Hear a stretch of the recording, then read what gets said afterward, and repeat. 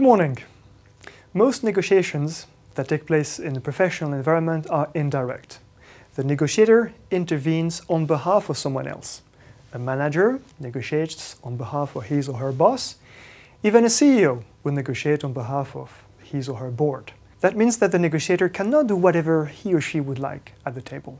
He's an agent and must respect the instructions given by the boss, which we call the principal. And these instructions, to be respected, are called the negotiation mandate. As a result, most negotiations will involve a three-step sequence. First, getting instructions from your boss.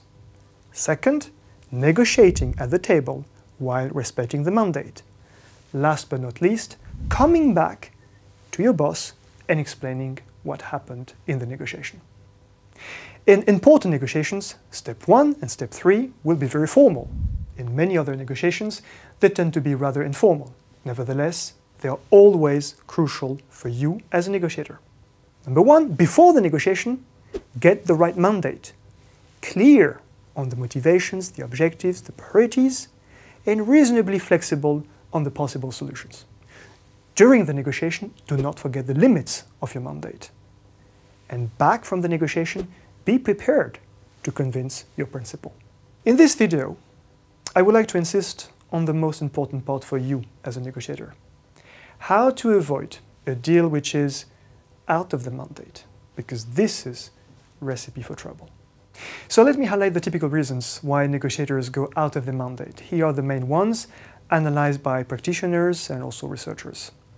The first one is simply lack of preparation. You've not prepared enough your negotiation, you don't know where the limits are. So prepare, prepare, prepare. Second one, lack of understanding.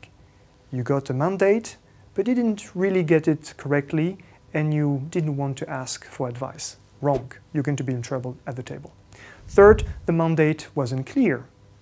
You have to take step 1 seriously and clarify what needs to be clarified. Next, the mandate was unrealistic. Now, once again, take step 1 seriously. You have to negotiate with your boss, which means that you have to prepare that meeting. The next one is a tough one. Mandate is a free hand trap. Your boss tells you, go ahead, I trust you entirely. It is not unlikely that coming back from the negotiation, your boss will tell you, this is not what I expected, and you're in trouble. So here the solution is write your own mandate. Before going to the negotiation, study the situation, and then send a little memo to your boss saying, this is how I'm going to run the negotiation, your advice is appreciated.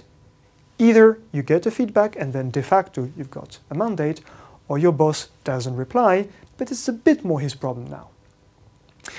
The next one is also a typical one. The negotiator got a mandate, went to the negotiation, and it was so complicated, and now the deal is there, almost there, it's just a little bit out of the mandate. Careful, and remember, better no deal than a deal out of the mandate. That would put you into a difficult situation. Another reason why negotiators will go out of the mandate is that there is a huge pressure from the other side. And here, remember this advice, your job as a negotiator is to say no, if need be. Another typical problem will be that a new element occurred during the negotiation. So your mandate is no longer entirely accurate. Better to call for a break and check again with your boss. And nowadays we have no excuse. With a smartphone, anything, an email, you can update the mandate. Another difficult one is that you may get a mandate, it's clear, you got it, but you disagree on the mandate. How to handle this case? Once again, step 1 is key. You have to settle this before with your boss. Or try to be replaced. How can you be convincing on that mandate if you're not yourself convinced by this mandate? Remember all these points to achieve better results in negotiation while protecting yourself as a negotiator, as an agent. Now, if you want to know more about this important issue in negotiation, you may want to read Chapter 7 of The First Move. That's the title of our book in English, but you can also go for one of the 9 languages available, including Swedish. Good luck!